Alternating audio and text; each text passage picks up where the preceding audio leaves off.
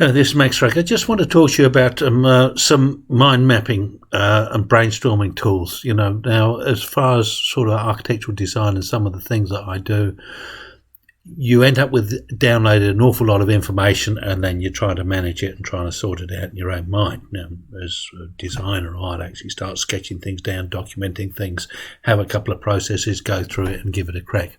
Another way as well, and the thing is with other ideas as well, so sometimes you do it at the beginning, at the concept stage. Sometimes you've actually got into a project quite deeply and you're trying to organize things. They're sort of getting a little bit out of control. So you use a mind map tool.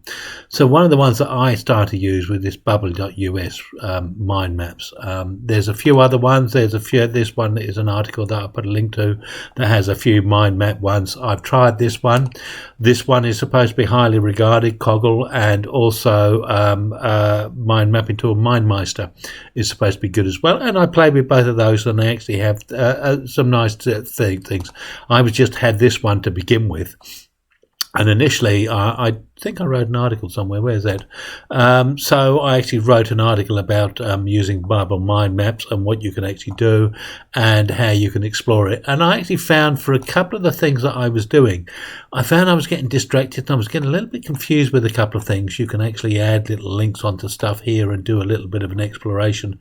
But it's good just to see your thoughts organized and just sort of track down where you think things are linked up to. And you can do other things, and you can change line types, and you can do a whole lot of stuff. But what I was actually finding was I'd initially talked to somebody. I'd gone to a talk on websites, and this one here just zooms everything. And one of them was sort of like, what are you trying to do on your website? What are the goals of the website and something like that? I didn't actually get that far for it. But what I actually found is that I actually had a couple of articles on one particular subject that I've moved right away from, but seems to be getting a massive amount of hits. And I'm suddenly thinking, well, should I just build a site for that and just let that sit on its own and just do? And should I move on to other areas, or what should I do? So it's a sort of a start of a thing. And so I wrote an article on it and just the different types of account and what you could actually do. Another one, and with the actual bubble, you can get 3 actual pages or projects where you can do things. So I actually did another one about, and it was to do with the explanation of using 3D PDFs and a use case for actually visualizing buildings for facilities management and stuff like that. And again, this has just started to explore some of this, started to sort of get the ideas to group together about what I was perceiving things to do. And in some ways, it's sort of like noting things down, but not in a paragraph way, but in a sort of a visual way of it all stemming out for another one. Another thing that I was doing as well was I was exploring Glide Apps. I thought it was a fantastic tool. And I think you'll see I've got about 30 odd videos on using this particular tool. And so I was trying to explore different ways of using it for different things, for personal productivity, business productivity, property and open homes, products and selling things and stuff like that, for some translation, for some art galleries, museums and things like that. So I was looking at different things and timesheets, productivity, and how you'd link them all together. And by doing that sort of thing, I found that it rationalized certain areas that I wanted to move into. And again, you can do colors, you can do a whole lot of wow things with some of these, and you can alter if I just go onto that. I'm not going to really, all it is that there's a tool and there's this mind mapping. And somebody else said, productivity apps, we go and do mind mapping. But in some ways, this sorted it out. Another one is I'm doing another project, which is, I don't really want to talk about too much, but one of the things was I'm collaborating with somebody else. So one thing with this is that you can actually allow 3 of them up to Thingbob. You can use it as a presentation thing, which I think is quite good. So you can just use your screen for that. You can save as a PNG or an HTML, or as a plain text, well, really as a JPEG or a PNG or an HTML, and send it to somebody else to give them their thoughts. So you suddenly say, this is where my thinking's going. And maybe you just ring, for instance, especially if you've got a PNG or a JPEG, is you can ring something and suddenly say, this is where I'm thinking about doing this, or this is where I'm thinking about doing that. Now, you're only allowed 3, so suddenly what happens if you want 4 or something like that? Well, one of the things that you can actually do, oops, we zoomed in all the way, is to actually zoom right out. And one thing, this is all to do with the Glide apps, and suddenly, well, I've only got 3 free ones. I can actually start a new one over here. So you can actually start a new one and actually just zoom into that and do.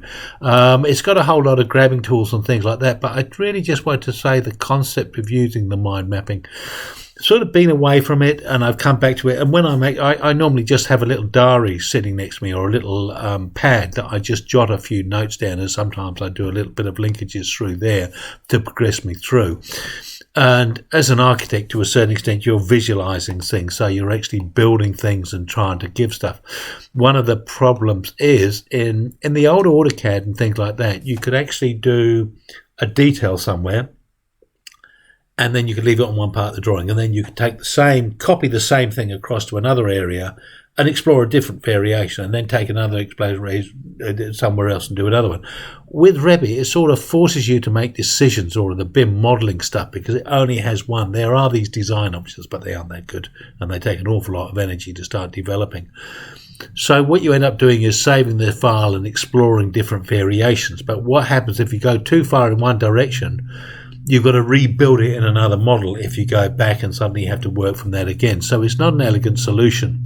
So being able to do some mind mapping and just suddenly saying, I've got to this point, and this is a sort of a point where I can split and do things.